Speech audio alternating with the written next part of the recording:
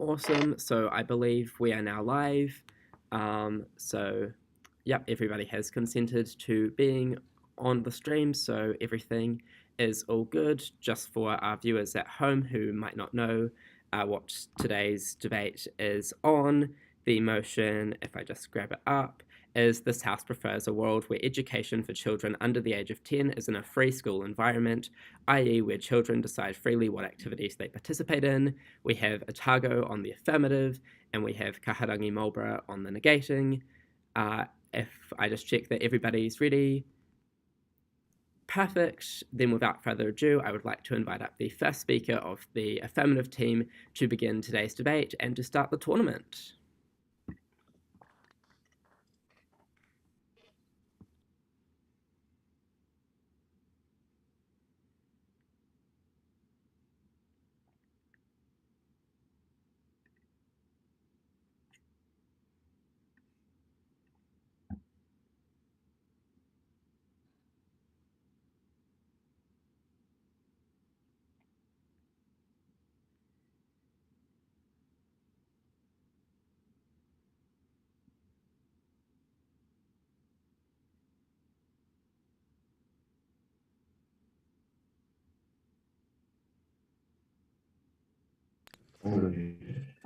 I just have otherwise not verbal.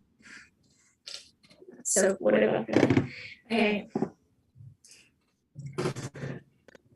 The status quo that Side Neg supports puts children in classrooms they have to sit in for 8 hours a day, tell them when they can and can't speak, when they can and can't use the bathroom, and it forces them to detest learning to the point we see that teenagers with extreme mental health issues, burnout, and horrifying suicide rates. This is literally the status quo, and we win when we prove free learning changes this. Okay, two things I'm going to do in this debate. Firstly, I'm going to talk about education, and thirdly, the impacts on children's future. First, I'm going to do a bit of so what does this look? We see that students are going to spend a certain amount of the same amount of time in school as they would otherwise. But they're going to have basic skills like reading, writing, and math integrated. Why are these baseline skills justified? We see them because children need these for any autonomy. They wouldn't be learning tedious grammar and verbs as that likely comes naturally and things like that. And they wouldn't be in a class environment. It would just simply be integrated into what they're doing. So they can actually enjoy these activities to the full extent. We see that children will be opting in and taking programs. They'll be able to move freely and do whatever they feel like depending on the day. What this looks like is if someone's a kid's interested in hockey, they're going to spend a few hours a day playing hockey. Or if a child loves seeing the stars, they're going to read science books and make models of the solar system or look through telescopes and things. And we see a kid art and colours, they're just going to spend time sewing throughout the day. Okay, on to my first point about education. So we see that currently the education is a chore. Children have to go to for 7-8 hours, and whatever is set for them by 50-year-old people that have never been to they haven't been for 40 years or something like that. 5 mechanisms on how we get education better. Firstly, we see that these children are actually going to be enjoying education a lot more because they actually get to do things they're interested in, and they're not stuck doing prescribed tasks they have to do for the whole day. Secondly, we see that kids actually get to find out what they're good at. They're not actually stuck being depressed because they have to do math for an extra 5 years when they're not really good at it. And children will feel they have a more of a place in the world, even if they aren't traditionally smart. Thirdly, we see that they actually get to find their crowd. They get to find people that are likely, they're likely to meet people that enjoy the same things. If you're playing hockey, you're going to meet people that like hockey. And if you're going to forge these friendships that actually last a lot longer because you can bond over things. Fourthly, we see that these kids are going to be able to be creative and imaginative. They're going to be able to explore these various interests and things without this pressure of having to also do education or having to be worried about failing or something like that. They actually get to enjoy the best part of their life between 5 and 10. Fifth, Fifthly, we see that they've got this, like, a lot less pressure. They don't have to perform like a spelling test every single week, and they don't have to feel like they have to like meet these like really intense standards when they're literally like unable to like be left home alone. Like they're less likely to be like they're like yeah. Okay, so what all this means is like firstly, they're going to get a lot more we're going to get a lot more engagement in the education. Like people are going to actually enjoy going to school. Why? Mainly because like less people are going to be like churning all the time because they actually have a reason to go to school. They've got this like especially for like Maori and Pacific people that have quite low like attendance rates at the moment. We see that this is super good because less people are going to like drop out and do something like I don't know, like do drug dealing because they don't actually have a good enough education to actually get like a legal job. We see that this is going to mean that people are going to start school with a really positive association with it, so, which is very likely to last. And even if engagement drops off, at least they get like 5 of this years where they like start doing like the same math and English that they don't actually like. Secondly, we see that children actually get to enjoy their childhood, which is like super important because that's what they should really be doing. Like even if you don't buy the rest of our material, it is super important that they're actually having a good time. And we see that like they're going to get like a bunch of other forms of happiness other than just like television and social media, which is becoming like increasingly popular amongst like 5-year-olds and stuff now. Thirdly, we see that people are actually going to be able to develop social and communicative skills as they get to spend more time like engaging in activities rather than just learning like grammar and like where you put full stops and stuff like that.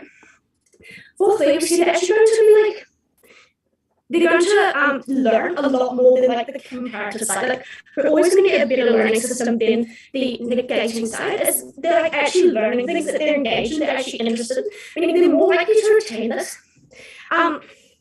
Fifthly, we see they're like less likely to fall into like mental health traps, right? They're not actually because they're engaging and enjoying their life, because like that's basically what school is, like that's the majority of their life. They're actually going to be engaged, they're actually going to be happy about what they're doing with this. They're not going to be like, they're going to have this like confidence to engage, like develop skills, and they're not rather that they're good at, rather than constantly being like pushed down because they can't do like algebra or something like that.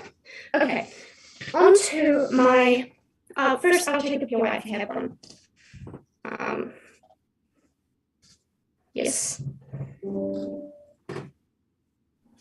Children under 10 have an undeveloped prefrontal cortex and therefore cannot properly self-moderate. How does your side of the house justify removing structure during this crucial time? Okay, so we see firstly like teenagers don't have a fully formed one either. Like that's kind of like completely the same matter. And also we see that like children are able to make like the decision of like, oh, I really like hockey or something. Like even if it's not something that they're going to do in the future, at least they're happy. Like they're not going to have to like, oh, I need to like weigh up the pros and cons of playing hockey. It's just like I like to like, I don't know, hit a ball with a stick. Let's go and do that, right? Okay, on to my second point about this, how they get set up for the future. School's primary focus and job is to prepare kids for the future, and we give like kids' future a bit of set up on our side 2 main ways. Firstly, like in their career. This is basically like people are going to be doing careers they enjoy. 3 ways this happens. Firstly, we know like they know what they enjoy and they don't. Meaning like if they like prioritize enjoyment in their work, they're actually going to be able to like make that decision like with like enough like knowledge of themselves to go out there and do that. Secondly, we see that people actually don't know what they're good at and what they're not. Meaning like if they actually like prioritize like excelling in their job rather than enjoyment, they actually have like the skills and they have like had the time to do these skills and have the time to like prioritize building these skills that they can actually go into these careers knowing what they're good at. Thirdly, they've never felt like anything has been a chore, meaning like you've done it under your own terms. All of this basically leads to like people having like a lot better mental health, people actually being more productive because they're doing what they love or doing what they're really good at. And like society is just going to work better when like people are actually productive and doing what they want. So what does this really look like? It looks like year 13s not actually having to feel like lost and like really confused and feeling like this massive pressure to find like choose what career they're going to do for the rest of their life and they have like no idea about themselves. And it looks like people like not spending 10 years at university constantly changing their subjects because they've never had a chance to like actually find what they like. Whereas like the negating side has to like support people not actually enjoying their careers, and that is what I'm super proud to say. Awesome. Thank you, Sophie, for that really great speech. I would now like to invite up the first speaker of the negating team, Isabella, to begin her team's case.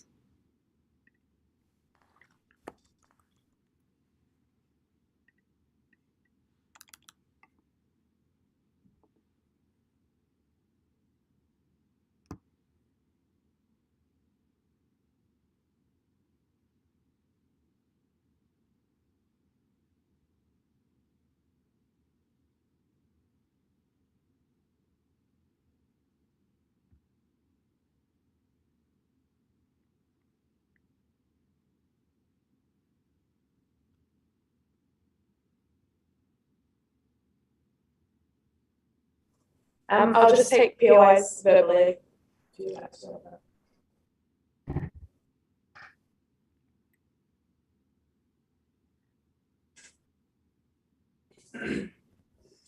New Zealand curriculum and others around the world are designed by experts and are designed on the basis of child development, proven studies which provide the best results for children. We don't see primary schools as being a repressive environment. Children still get freedom, such as break times, and choose how certain subjects are taught or how they learn it. What is important is that there are structured guides for them to follow, and this is important for them to be able to grow and build a foundation which will set them up for a successful life. We will prove that the current model isn't harming children in any way. It is benefiting their education, and a change like the one that AF is proposing will harm the growth and development of children, affecting them for the rest of their life. We support the current system, which allows childcare, such as primary teachers and kindergarten teachers, to supervise and guide children by choosing the activities that they get to do while they are at school. First, some rebuttal.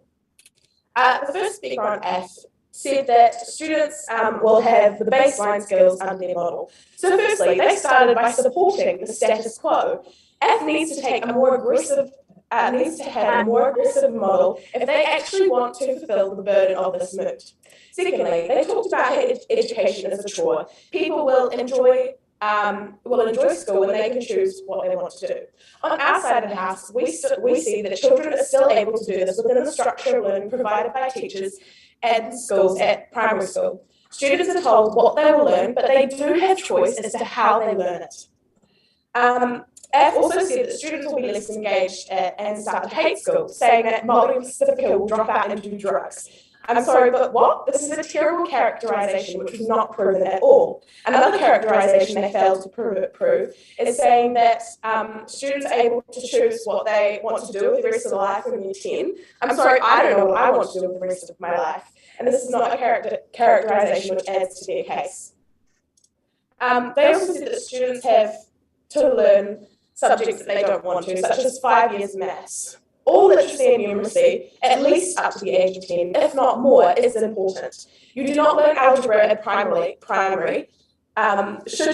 You learn basic facts, things that you use all the time, such as with money, purchasing items, etc. when you're an adult. AF is telling us that these are not necessary, but they are clearly skills that are used every day, and they need to be taught in schools. 2 points are substantive. Firstly, children do not have the ability to make the best decisions for themselves. Secondly, they are vastly unprepared for the world. So firstly, children don't have the ability to make good decisions for themselves, the best decisions for themselves, sorry. We need to understand that this is a significantly important point. When you are under 10, your brain is developing, and it's developing at the fastest rate it will in your entire life. This is a huge risk that AF is running on their side of the house, so we need systems which are tried and proven to benefit students. If AF's model fails, then students are harmed mentally and emotionally in their growth as a person. Okay, so how does this work?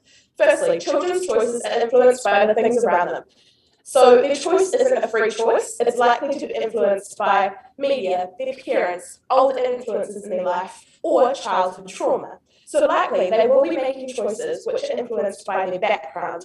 This is hugely harmful because it means that people of lower socioeconomic classes are disadvantaged and separated from their fellow students. For students who aren't part of minorities' backgrounds, this is still very harmful because they are also influenced by these factors, and they are still disadvantaged when they don't get all the opportunities they would be provided in a current system because they may not think of them when they are choosing their own way to learn. Secondly, children cannot make significant committed choices for themselves because of the media. They are motivated to follow pleasure. You're There right. is a pleasure-saturated market at the moment because of instant gratification, cartoons, ads, etc. The immediate choice motivates students for the immediate choice for them to be is to follow these guides, which means that we are following the path of least resistance. They are choosing what isn't hard, but what, and this does not lead to long-term development. When you are at, thirdly, when you are at when you're at the age under 10, you have an undeveloped prefrontal cortex, so there will be problems with self-moderation. This is just science and fact, and for the affirmative side for their model to work, they have to deny the basic facts of a child's biology. The harm for F is that if this doesn't work, then they are putting children and their futures in a seriously bad situation.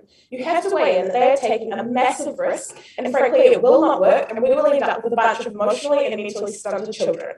I'll now take POI. If kids don't have developed brains, then why would they actually care about grammar and learn, like willingly? I'm understanding that you're saying if kids don't have a developed brain, they will not care about learning. I agree with you there. If they don't, they will not want to learn. So you're saying let's give them freedom of choice. This means that they're not going to choose to learn the basic facts and things that are necessary for them in life. They need guidance to be told to learn this. When they're older, they will understand, I was really happy that my teacher made me learn my basic facts so that I can count, so that I can understand my bank account, my money, what I'm buying. This is why a structured system is extremely important. My second point of substantive is that it leaves children vastly unprepared for the world. If you start your life in a free learning environment, the transition to structured learning will take many years to adjust. It doesn't reflect linked life, so it leaves students seriously unprepared, and they are not able to pursue a career which will set them up for life, to have a good job, to support a family, and to support themselves. How we see this work is that there's a cognitive difference between free schooling and structured learning. When kids get to high school, they have come into a structured learning environment. When they come out of a free one, we see them with symptoms such as ADHD because they cannot stay focused on something long enough. It can also create anxiety for students coming into a new environment, which will impact the way they learn and how they get through high school, and also impact them further on in life. On this point, for example, after the 2 years that students have spent significant time at home because of COVID, we have seen bad behaviour and less engagement in learning. Just this week, there was a case where a student ended up in hospital after an assault at a school. This is a result of kids not having structure to keep them engaged in school. When they have gone through a homeschooling environment, where we know that teachers have given them more freedom, they find new ways to entertain themselves, including physical harm. This is an outcome of F's model. And in an unstructured environment, we see students creating their own fun. We cannot trust students at a developmental phase to make a healthy decision to define this enjoyment. This example is only 2 years of F's model that children are losing. We are talking about students losing 10 years of structured learning. These kids will not be able to function, and it will harm others. On our side of the house, we don't see the fundamental learning which sets up children for the future. This is important because if you don't learn fundamental numeracy and literacy, you cannot simply succeed later on in life. Every year, schooling starting from when we're very young is important for growth, and that is why AS's model covered a transition period of even 2 years is a long enough harm for us to win this debate. The time when students are at school up to the age of 10 is when their brain is developing the fastest. This is the most crucial time to build a strong foundation which will set children up to be able to function in society and live a happy and successful life. Proud to oppose. Awesome, thank you to the speaker for that really great speech. I would now like to invite up Sophie to continue her team's case.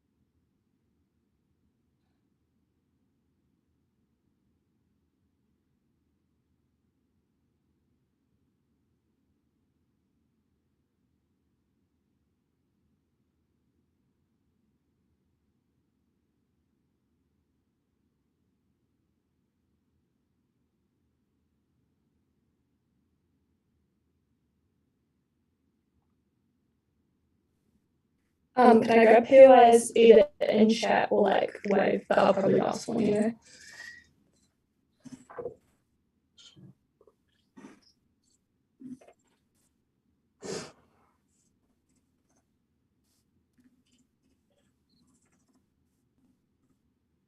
There are literally children who are so disenfranchised in their primary schools because they're told to sit still and stay still when they literally have things like ADHD or when they have dyslexia and they really struggle with like just looking at pages for like hours every single day. I think it is so harmful to their side path. We're the only side that actually fixes that. Not sure why they wanted to talk about developing ADHD as a symptom because you simply can't do that anyway. But also, I just think that we like prove that we get that so much better under our side because we've already told you that we always were going to get so much better engagement because people are not going to be burnt out from sitting in said classrooms for literally 13 years straight.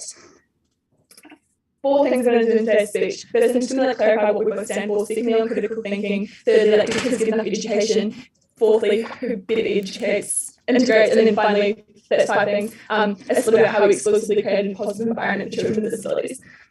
Okay, what do we stand for? They told us we had to be more aggressive because we're basically standing for like a weak status quo. I don't think this is true. We told you that we probably just like feed them through like a really basic structure in terms of like their alphabet, how to read and write, but we're not going to have them for literal years on end writing like essays, learning all of their like grammar, their nouns, their verbs and things like that.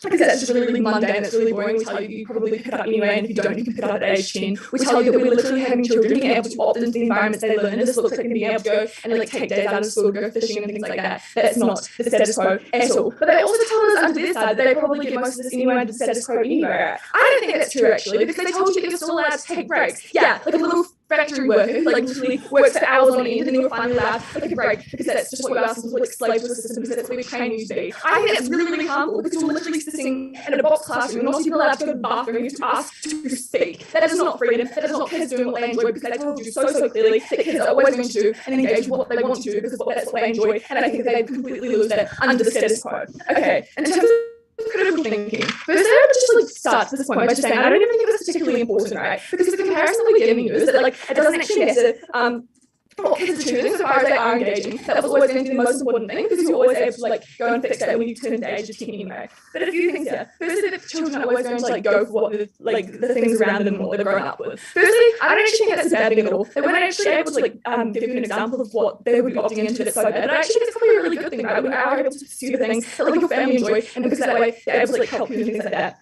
In terms of instant gratification, right, I think it's also a really good thing at the point in time where kids do actually opt into things that are easy and fun, because that means they're always going to be engaging with that for the rest of their lives. They're going to like realise they do enjoy that, and they're going to be able to spend their entire life doing that. It also means they're able to just engage with school as a system instead of just testing it because they just don't enjoy it and they hate it because school doesn't give them that instant gratification because it's really boring and because it's really toxic to them. Finally, self-moderation, right? I don't think this is particularly important because we've just told you the most important thing is that kids do it, you know, we told you that like we were always going to like have supervised structures, right? There were always going to be adults involved and like keeping these kids safe and also just making sure that they did have those base skills because we told you that's what they were going to have anyway, right? The comparative kid that is so important to engage with is that they literally have kids in class who are literally not engaging, who are completely being startled with their imagination and it's just simply not enjoying school, right? That was always the most important thing. Secondly, now on do whether kids get enough education, right? First, I would just reject the premise that like you learn such like core fundamental things in like those early 5 years of school that are so important to like feed on the rest of your life. I don't think those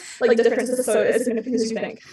4 responses here. Firstly, we still absolutely like they get taught the basics outside the house. I mean, that's just really clearly so that you still learn how to read and write and like count things because that's what you literally need to be able to do, like count the whole peoples, right?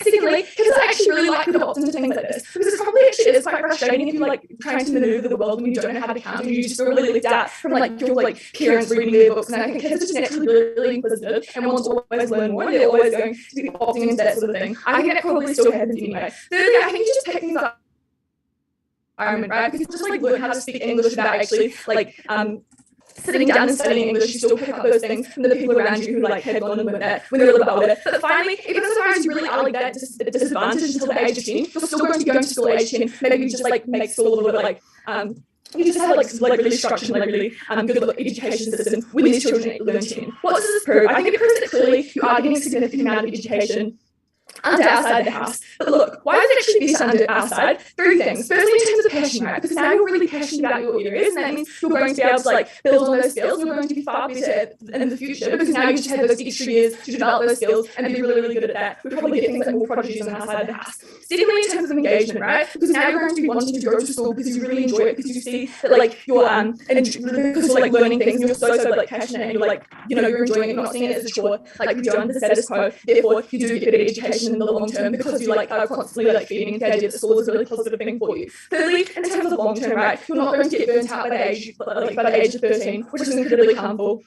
And that means that you're going to like continue to like want to pursue higher education because like school's been like this really good like shift for you. Yeah, I'll take a bit right now.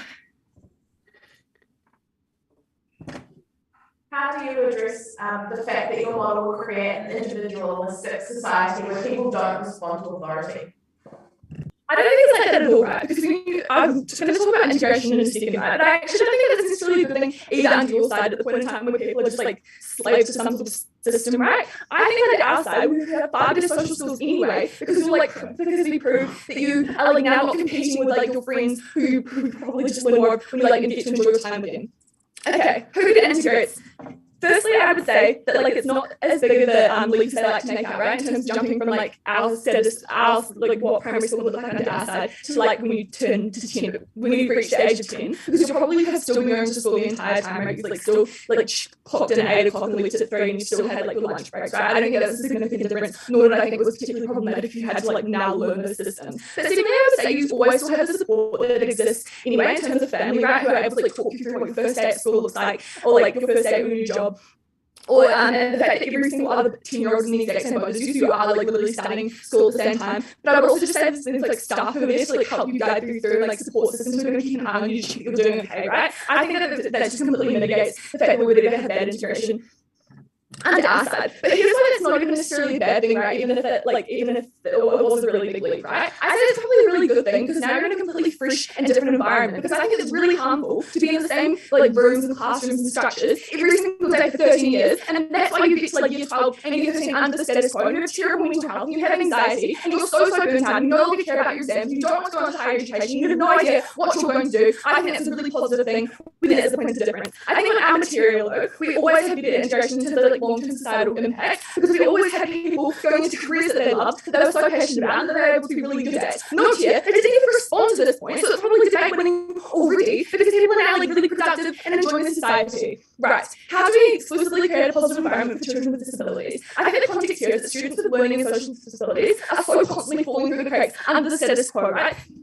What does this look like? 5 things. Firstly, in terms of classroom environment, right? Children with ADHD who are literally told to sit still, and they are punished and they are sent out of the classroom if they do not, because they physically cannot, because that is not in any wiring. Secondly, accessibility. Students with dyslexia just really, really struggle to sit down in class. Thirdly, in terms of niche interests, under our side of the house, we think that like students with autism who have really niche interests are able to like now pursue that under our side. Fourthly, socially. This happens in 2 ways. Firstly, you're able to have everyone doing this. This is no longer a stigma, because even so far as you can come to their side, like people are able to like be pulled out of class to do this.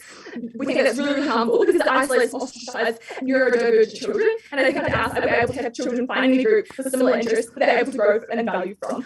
Outcomes of this run out a little bit of time, but I'd say that you just like learn more because you're getting more education, they know what they love and have passions, and they have friends. That is so, so important, because we always care about students who did not choose to have disabilities, and incredibly proud to say.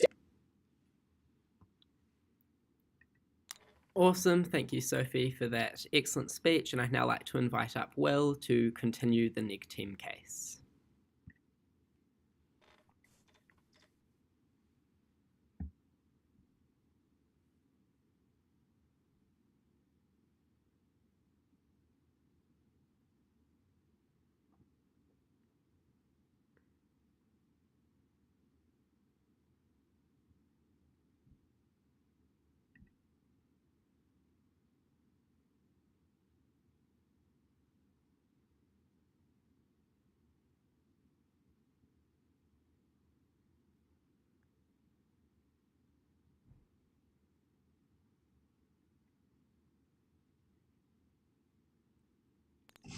Kia ora, am I audible for everyone?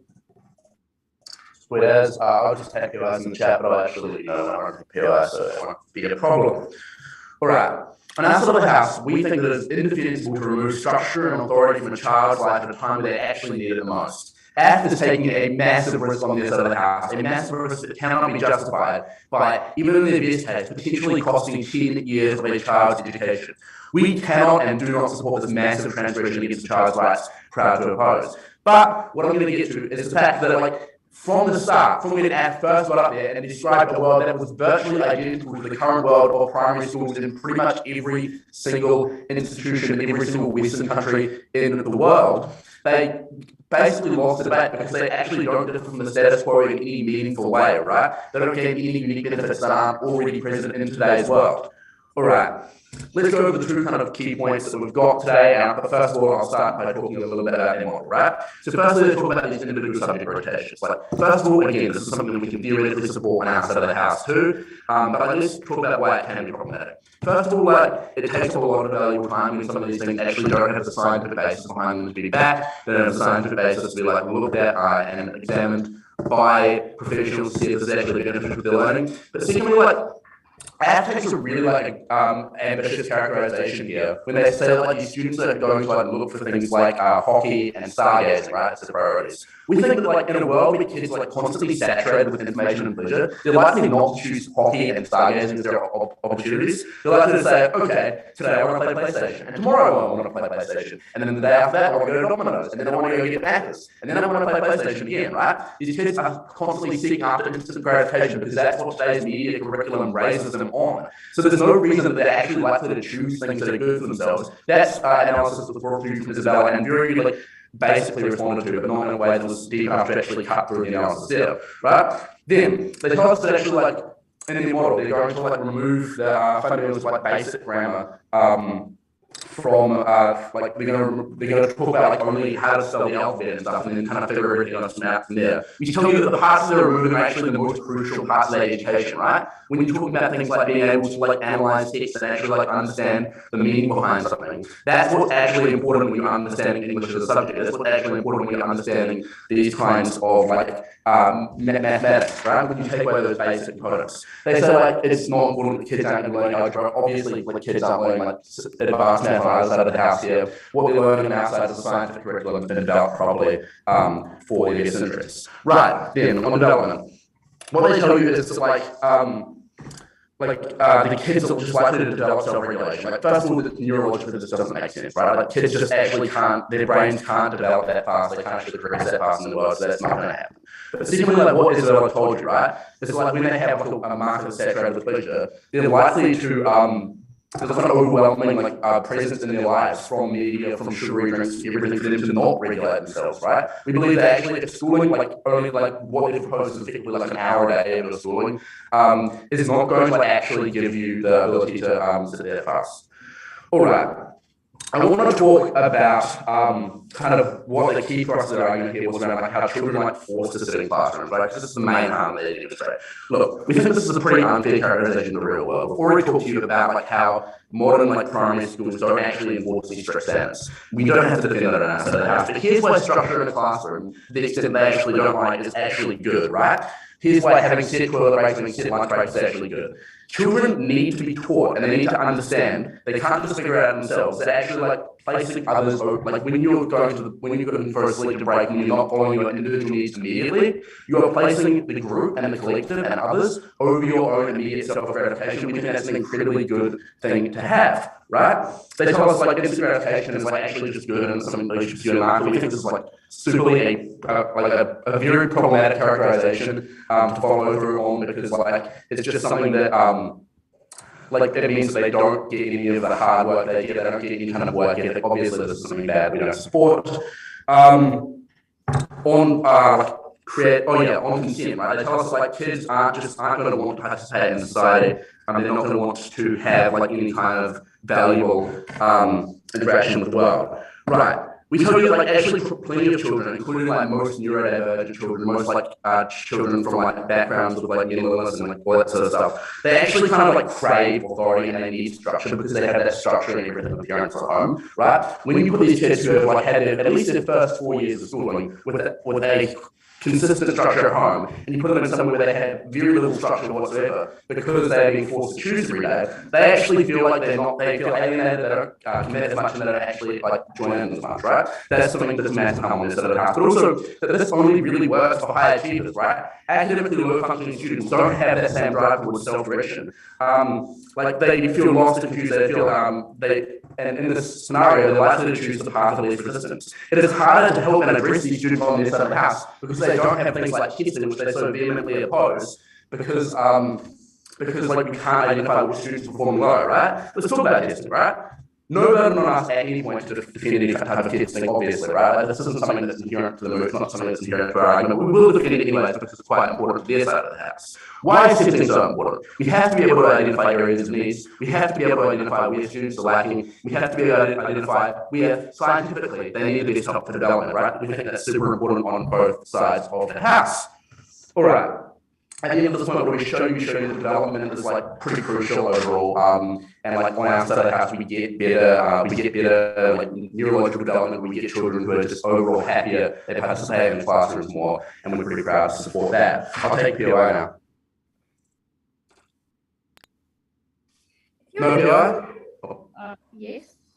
If you're being forced to do something you don't like, won't it just lead to like you hating authority figures and things like that? Look, we don't think this is a realistic situation. In the case where this actually happens in the real world, you end up with a very small minority of students who actually are like anti-authority and everything.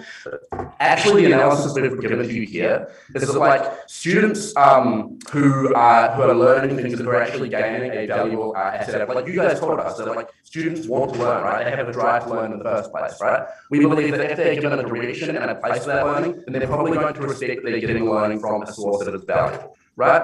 Okay. Just finally on transition, I'll wrap that up pretty quickly. They tell us that like students still have to do numeracy and literacy, right? Like we tell you that like certain activities they choose are going to like necessitate less numeracy and literacy, so that's less likely to happen. There's on the point of like choosing careers that they enjoy. Again, as Isabella told you, they're likely not to choose these careers while they're under 10, and if they do, that's probably a pretty problematic situation. But secondly, like enjoyment-based careers aren't good for everyone, right? These are there are plenty of cases where people don't pursue enjoyment-based careers, get their enjoyment out of hobbies and other interests, and they still win, and they still have a happy life. But secondly, under their side of the house, if people are exclusively pursuing enjoyment-based careers, then everyone is going to want to be a singer or a hockey player or one of these things that they're constantly referring to, right? So we see that like they create a generation of children who believe that enjoyment-based careers is the only way to go, and that's an incredibly problematic situation to be in. Look, on development, we think that we win this point because like the structural damage to a children's brain like can't be justified at any point, and like the fact that it's a massive burden put on children to make these decisions themselves. We think that's not something that we can support in any way. On transition, because this is the point that they didn't really address, we feel like even if AFT is the best case scenario where these school 3 years make children incredibly happy, right? They still lose the progress in the real world. They still have like those 2 years which they entirely lose where they're trying to commit, and like we're proud to do that.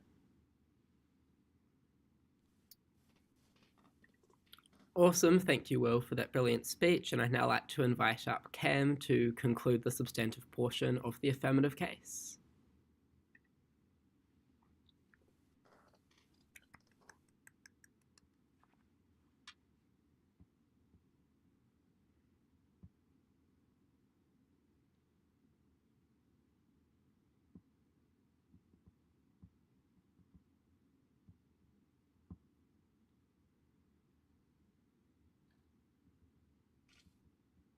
Hello, howdy. I'll take my POIs and probably in the chat, or just like, I don't know, give you some, we made a POI sign. That's what I didn't break down. You could also hold up the POI sign. It wouldn't be as good as this one. But, yeah, okay.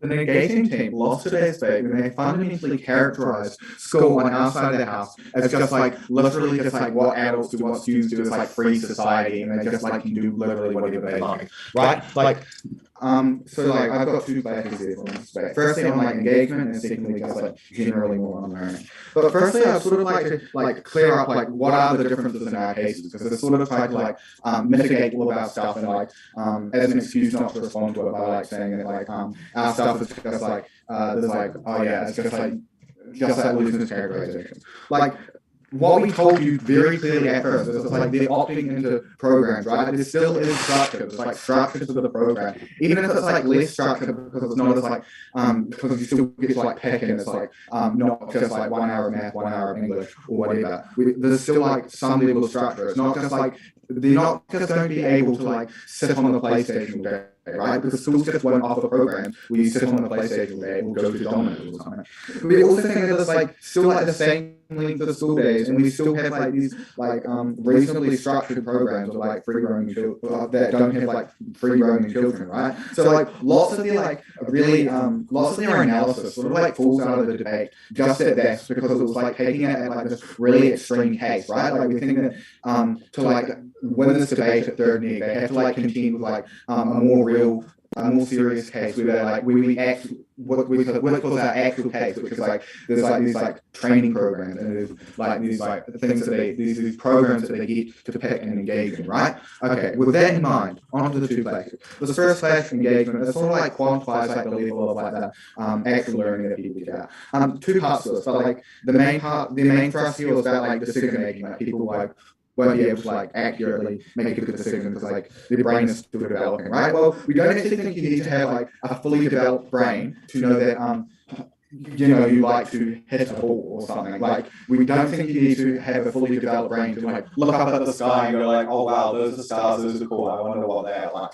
right? Like we also think and also the argument about like they're going to be influenced by their media and their background is like frankly ludicrous. Like we don't actually think that children are like watching the 6 p.m. news and saying like, oh yeah, I want to like do all these things that they like see on the news, right? We don't actually think that we think that they are more just like determined by like, these really really childish ideas like I want to try everything, I want to just do what's fun, I want to. Right, like we don't actually think, and we think that like this whole notion about like instant gratification actually isn't necessarily a bad thing either. Like we'll take that harm because it's just like, well, the current programs that you're doing can't necessarily actually be harmful, right? Like of all the options, they're not going to do. There's not going to be one that's like actively going to harm them, right? But we also think that like just the fact that it's like kids are probably like this whole idea about like kids would just want to do PlayStation, like completely contingent on the fact that like they've had this and they've had like this in their past. And we don't actually think that's like reasonably likely for a 5-year-old who's just like grown up like on a PlayStation their whole life. But even then, we still think that like all of the other sorts of things. So like overall, we actually think that like the whole idea that kids need to make good decisions doesn't really matter in this debate. But we also think that like kids are like able to like still make decisions on outside the house because they're really like low level decisions, right? But we also think our engagement, like all that other stuff still stands, right? Like children are still like even if you take us at our very, very worst, and they are doing this, like they still like are doing things they love, right? They're still doing things that they would rather do. They're still like not getting beaten down literally every single day because they're stuck in school for 1 hour doing like maths every single day, which they could be absolutely awful at, right? Like imagine how bad that would be if you were like that kid that's bad at math and you have to do maths every single day. You're doing a test, you get the worst in the class and you're 5. Like how well does that set you up? That does not set you up well at all, right? And we also think like all of this like if third neg wants to come back and respond to that, like that's what they still need to do to even like stand against this debate. We also think that like all of the stuff that goes along with this still stands and is probably even more relevant in this debate about like falling into like all these mental health things, right? Like if you have kids that are 5 and they're suddenly like just getting beaten down because they're doing like the worst in their math test every day, like how is that going to like set them up well for life, right? We don't think any level of structure is important in this debate at the point in time in which children are getting beaten down because they are just like doing things that they hate, doing things that they don't care about, doing things that they won't stick with them because they hate it, and just generally doing things that they think are probably not relevant to them, or things that they just suck at so much that like they just want to drop out and like just do anything that isn't skill. Okay, so like at the end of this, we think that we actually get like far more engagement, and we think that like any level of engagement that we get is like far more significant than any like notion of structure here, right? Because we think that like happiness is way more important than like these abstract notions of structure, right? Like children can be happy, children don't need like decision making. But like sort of going more on in my second page, like sort of developing more on this idea of structure. Like what they said was like there's going to be like a transition to structured learning will be like too difficult, and they won't be able to like focus on things. Well, firstly, like we think that like this transition is probably just going, kids are probably just going to treat it just like how they go from primary to high school, right? It's just like another transition. It's just going to be transitioning from like more these like programs into like more structured learning. But even then we think that kids like adapt to things really quickly, right? Like we think that kids like literally grow up with like around them like with a very changing environment, and they just like adapt to things quickly. And that's not even to mention like all the stuff Sophie told you about as well. So but like even then we still think that we get like kids associating positive connotations with school because of all the engagement stuff that I told you about. So it doesn't really matter like because they will like make more of an active attempt to transition on our side of the house because we've got like all these positive things that they associate with school on our side of the house because you're not getting like beaten down, right? So we still think that we like actually get like a smooth transition. Two other things that we actually think they flip, which is like the respect for authority and individualism, right? Well, firstly we think like authority. Well, for one, there's still like teachers, there's still like a school system. But even then we think like we actually flip this benefit because we have people that like respect their teachers, we have people that like engage with the school, we don't have people that are like actively resenting their teachers and actively resenting like the system and all things that go along with the system, right? So we think that we actually like flip that benefit and people respect authority more because they're not like there's less people actively resenting it. And the other thing we think is like stuff about like individualism. Well, we think that like for one, like the society is already really individualistic, but we think that like the stuff on like but we actually think we flip that because we get like people engaged in like these things like hockey programs, right? We get people engaged in like team sports, we get people engaged like where they have to communicate with each other. They're not just like told to like sit down in a class, be quiet and learn like rote learn your like basic facts or something, right? But we also think that like at any point, like what you learn when you're 5, what takes you like 7 years to learn in primary school, you can probably learn in like maybe, I don't know, a year when you're like older anyway, right? Like we think that the same thing happens with uni, right? Like level 1 economics is literally summed up in like one microeconomics lecture at uni, right? But like finally, I think this like idea about like analyzing texts and stuff doesn't really happen. We think that we think that won't happen when you're older, but we also think that like people are like slipping through the cracks at the moment, and like you can't solve that. And finally, on neurodivergent structure, we think that like the amount of people that like have ADHD and stuff, like they're going to be like profoundly ill on our side of the house. And that's why I'm very frustrated. Awesome, thanks Cam for that great speech, and I'd now like to invite up Stella to conclude the neg bench and the substantive portion of today's debate.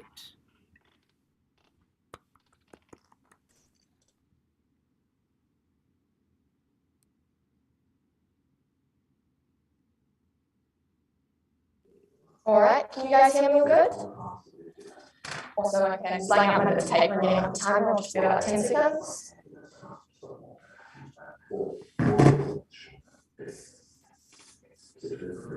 POIs, could you please just shout them out at me? Awesome, thanks. So, what have we seen so far in this debate? What we've seen from the affirmative side is a huge mischaracterization. They're using emotive language to misguide you on what primary school really looks like, and they've not actually provided any real change to what we see currently, right? What we have proven is that the system that they are proposing will be worse than our current system, and that our current system is actually okay and sets people up well. That is all we needed to prove, and they have not done enough to prove their side of the house. So let's look at the comparison first of all, right? The characterization of their model is very similar to current school, right? We see kids taking breaks to play sports before their 10 years old. This happens anyway.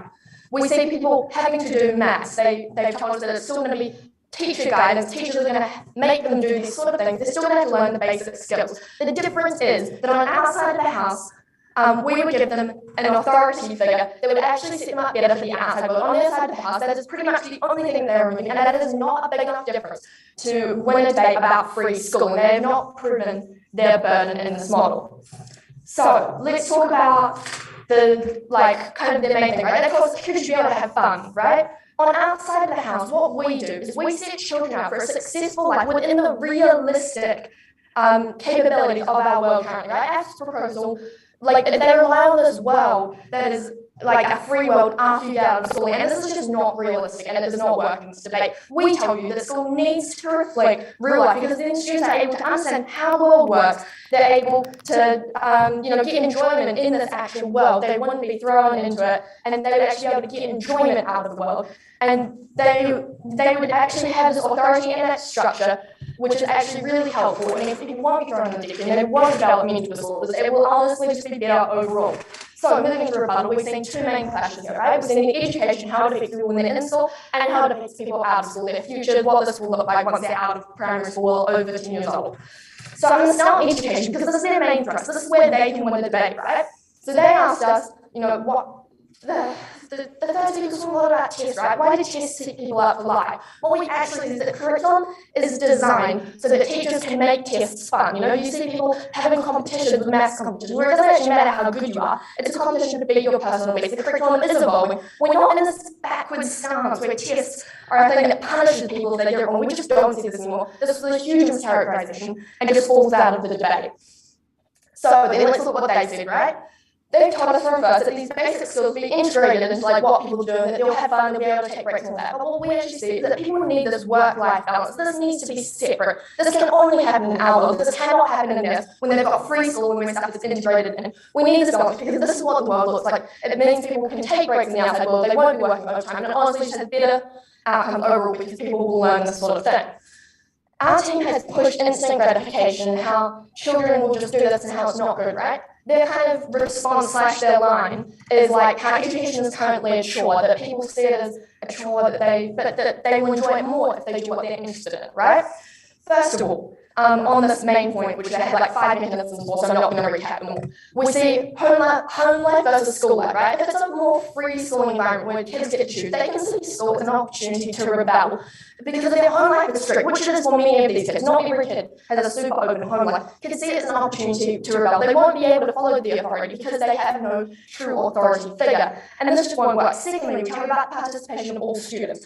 On their side of the house, I believe what they're proposing is that people can choose what they do and that they wouldn't have like a core class. This is my understanding of what they said. And honestly, this is just really terrible, because it means people with different interests will get different schooling. This results in terrible consequences that go into college and intermediate, because some people will be more advanced in maths than others. This does not set them up for an even learning environment when they enter college. And that is what we talk about with the outcomes on their side of the house as well, right? And this is just terrible. The second thing we see is that primary school is not like a prison, right? That's what they've kind of tried to sell, that it's a prison, that they compared it to putting people in slavery or children working in factories. Honestly, this is such a mischaracterization. This is not what schooling looks like in primary school before the age of 10. Kids aren't asked to work super long hours. They're asked to work 6 hours, often with over an hour of break. They play games during their class, they do all this sort of stuff. But because of this authority, it means that when they are working, they're getting work done, they're learning how to spell. They're not necessarily learning grammar or algebra. This is another mischaracterization. They've just tried to use emotive language to tell you that school is so much worse than it really is. Okay, so I think that pretty much covers it. The second thing that they've really pushed, which Will has already covered, so I'll just do a bit of a recap, is about asking children to sit still, right? Especially people with ADHD and these sort of disorders.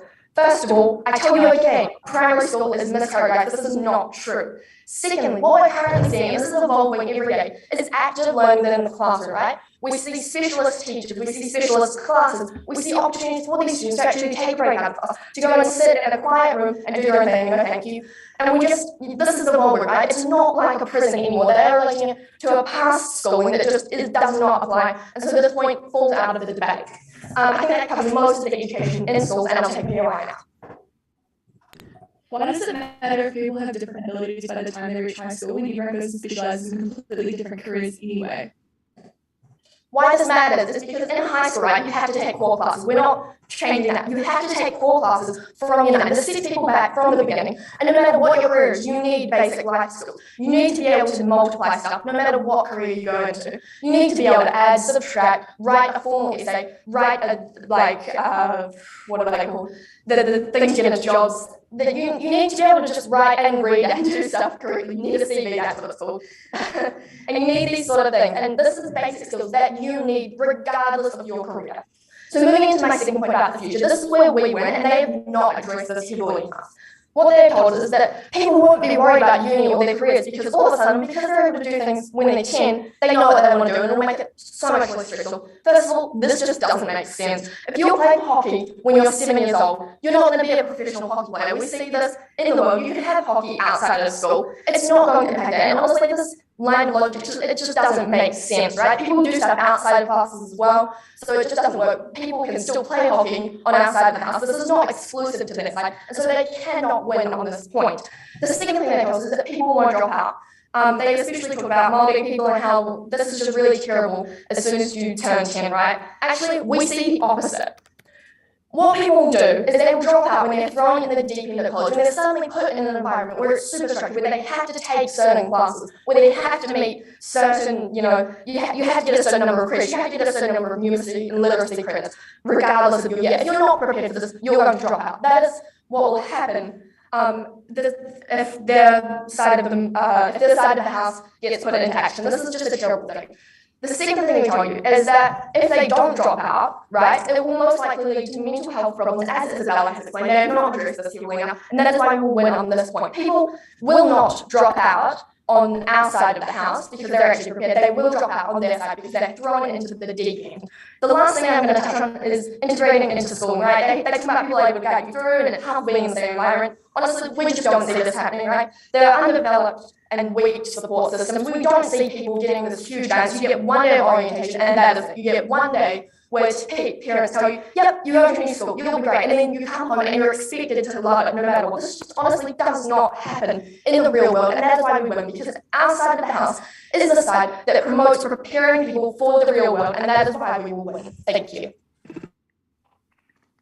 Awesome, thank you, Stella, for that brilliant speech. And I'd now like to reverse the speaking order and invite the negating leader back up.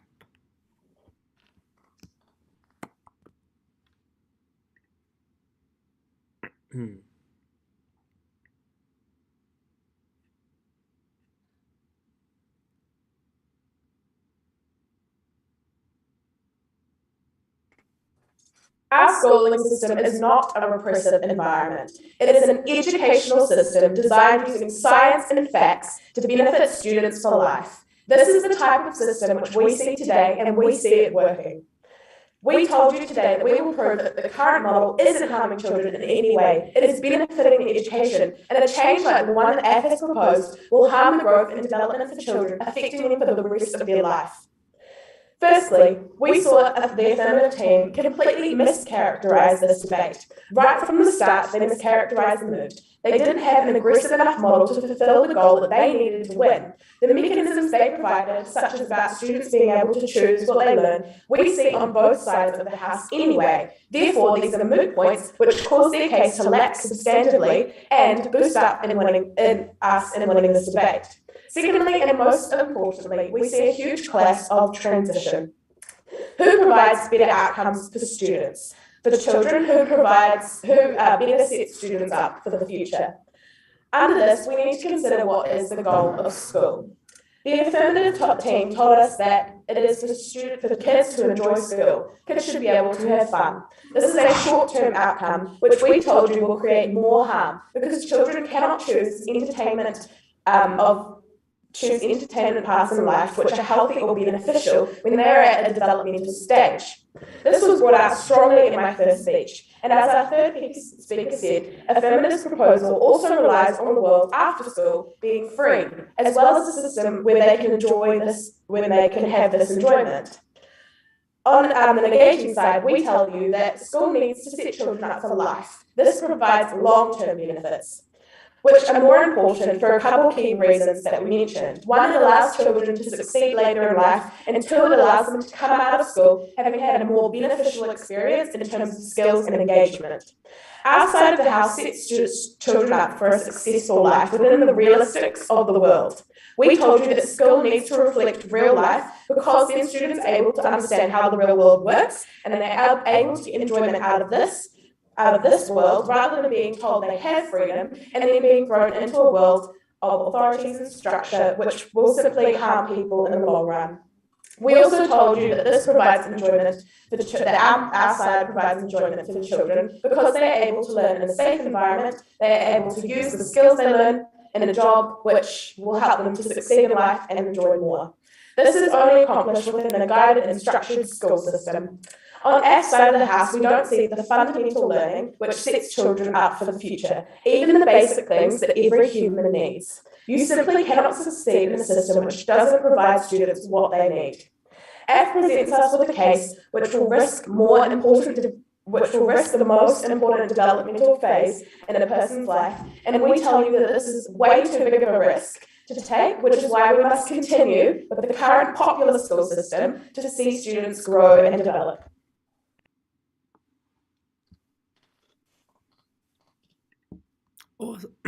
Awesome. Thank you for that great speech. And I'd now like to re-invite the affirmative leader to conclude today's debate.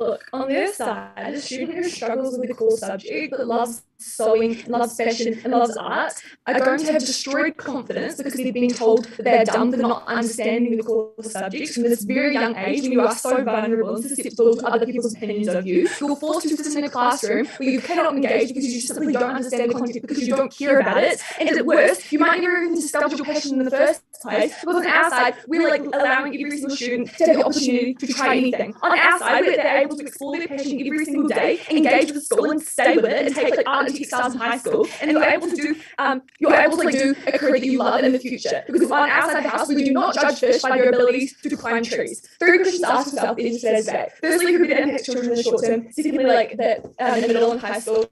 And thirdly, in the long term. Right. Who better impact children in the short term? Clearly, we run this like clash because we're the only side that like told you that we like allow children to fulfill what they care about at this young age. At the point in time that both sides conceded that children care about like enjoying these things. Why is this so important? Because when you enjoy school, it means you're able to like engage with it. You're able to learn new skills, and you're able to like discover what you love, what you don't love, and like what you're good at, what you're not good at. We clearly win this on the ground level because we just have children like enjoying their life, right? They're not like completely like burdened down by being told that they're stupid all the time. They're like able to like go to school and like be excited to get up in the morning, have good mental health. That was always something that wasn't going to be contentious. But we told you we actually won this in the long term. At the point in time, children are still staying in school. More on that later, right? They told us like that it might be better in terms of direction. We told you this simply wasn't important at the point. Like we told you this wasn't important, but you still get like enough structure anyway. Note here that they couldn't decide what we stood for. When we told you really, really clearly, you probably still had like supervised programs and things like that. We told you that at the point in time. We just have children like with better confidence and like better engagement. We always want that. In the short term, we just have happier children better off under our side because they're doing what they love instead of sitting in classrooms learning things they simply do not care about. We think children are vulnerable. They want to enjoy things. That's why we care about that clash. That's why we want that. Okay, who better impacted them when they got to middle and high school? We heard 2 things. First, that they were like disadvantaged, and secondly, that there was no support for them. No, this wasn't true, right? Because firstly, like every single person's in the exact same boat, right? So even if they all were struggling with their core curriculum, it just means that like they're all in the same boat and they'll all need extra assistance that didn't even stand anyway. Like the whole stuff about no support simply wasn't true because everybody is in the same boat. But we told you so much better integrated when you do go to middle and high school because now you have an idea of what you love. Because under the status quo that they have to defend, so many students do not know what they want to do when they're older. They do not engage with like middle school and high school because they don't enjoy it because they've been like learning the same things over and over again. They've been beating a dead horse and they don't enjoy it, right? We tell you even at their very best, they're probably still able to catch up on like those things they might have missed. They probably didn't because we gave you all those mechanisms all down the line as to why they didn't. But under our side, we definitely win this point because we proved you're able to engage with it because you're not like so just like you don't have terrible mental health because of it, right? Who better impacts these children in the long term though? Note here that this is like a really uncontentious clash because of their lack of response. We told you we always wanted today's debate when we proved that we got people into careers that they are good at, that they love, and that they're like enjoying. Why? Because people are now able to enjoy this career because they don't hate the job, because they like discover that like this is something that they're really passionate about and they enjoy doing, and they don't feel like they're working every single day. But also, so far as you didn't want to just pursue a career that you enjoy, you just might be able to pursue a career that you can be really successful at because you know that you're good at it, because you've been able to discover for a very long time that you're good at it and work on that. What that means, you have this necessarily so much better mental health as like an adult, and you're able to like go about your day and enjoy your life, but also make it probably just more productive. And now we have a whole society outside the house which is really, really productive, and it means that everybody's working really well at their jobs and doing what they love, and just like the whole labour market is just so much better. Also under this point though, in terms of mental health, we tell you that we exclusively allow people to like continue to enjoy their lives, right? They're not feeling as if they're spending 13 years of study only to like be at a big job they don't even enjoy. We allow people like the hope that like things are going to change. We allow them the enjoyment of like not being so depressed. Because what was the status quo that they defended? We told you this from the very start. There's people with terrible mental health, and as teenagers were literally dropping out of school, who have terrible suicide rates because that is how much they hate school, and because that is the exact anxiety they give them. Incredibly proud to be the only side that actually fixes.